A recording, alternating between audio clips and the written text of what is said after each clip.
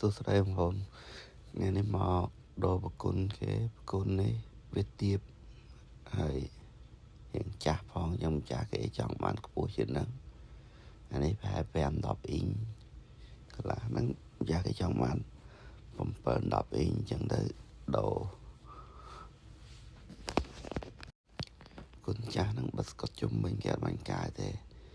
ហើយអាខ្ចៅដែលត្រូវដោះចេញខ្ញុំដោះចេញឃើញច្រេះឆ្ងល់ឃើញច្រេះហ្នឹងយកឲ្យកាត់ព្រោះដោះចេញកាត់មើលទៅវាពុកខាងក្រោមមកហើយអញ្ចឹងមានន័យថាប្រគុណនឹងលិចតែម្ចាស់គេអត់បានដឹង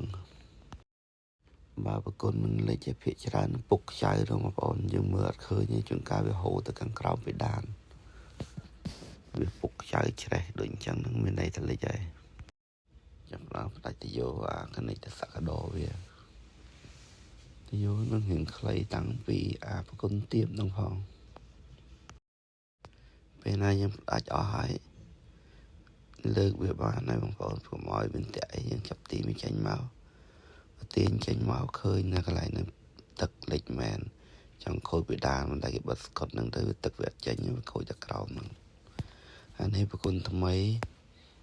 យើងខ្ពស់ជាងចឹងទៅខ្ញុំអត់នេះទេខ្ញុំតាប់រៃវាលើក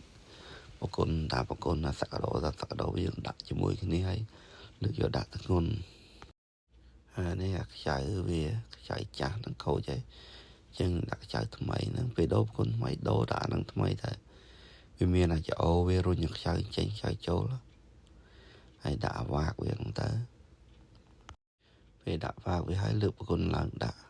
បងប្អូនខ្លះគាត់ដាក់ប្រគុណនឹងហើយគាត់រត់ខ្ចៅអត់បានអង្គុយពីលើបងប្អូនអង្គុយពីលើតិចទៅអង្គុយវាស្មើរៀបអាហ្នឹងហើយចាំយើងរត់ខ្ចៅវាយើងរត់ខ្ចៅបតឹងយកអាវាកហ្នឹងបដោយមួយអាវាកហ្នឹងជួនកាលទៅវាអត់ស៊ីលចិត្តទេយើងអង្គុយយកវាណែនល្អហើយយើងរត់ទៅវាអត់មានលេចអត់អីហើយបើសិនជាប្រគុណអង្គុយទៅអង្គើអញ្ចឹងវាអាចលេចទឹកហើយបងប្អូនអានេះខ្ញុំដាក់ហើយយ៉ាងខ្ញុំចាប់តាមដាក់សក្តោវារៀបចំដាក់កស៊ូខ្មៅហ្នឹងប្រយ័ត្នភ្លេចបើអត់ដាក់ហ្នឹងទេចាប់សក្តោទៅមួយប្រគុណបើកទឹកមកលេចអស់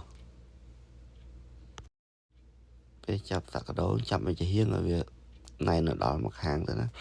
ហើយយើងមកចាប់មកខាងទៀតយើងសកត់វាមកចាប់មកហៀងខាងបតឹងទីអាហ្នឹងទៅណែនទេបងប្អូនចាប់អាណែនមកខាងហើយមកខាងទៀតយើងសកត់ឲ្យមួលវាទៅព្រោះអាហ្នឹងជាកស៊ូឯងបញ្ហាទៅយកខ្លីចឹងដូរដាក់វែងវិញប្រគុណខ្លះទិញមកមានទៅយកមកជាមួយប្រគុណខ្លះក៏អត់មានដែរចឹងយើងត្រូវទិញថែមនេះចឹងខ្ញុំថែម2អ៊ីងទៀតដែរ2-3អ៊ីងទៀតប៉ុន្តែអត់មានទិញអាវែងនេះមកបើសិនទៅយកវិញមានបញ្ហាបងប្អូនចេះដាក់បានវាខ្លីដាក់បានទេណាដល់ពេលយើងដាក់ក្រោមហើយយើងមូវាពុតវាកោងអញ្ចឹងទៅភ្ជាប់នឹងសក្តោនោះទៅគាត់ឃើញកោងតិចនេះហើយមើលជើងវាហ្នឹងអាជើងវាហ្នឹងតន់ក្របទេ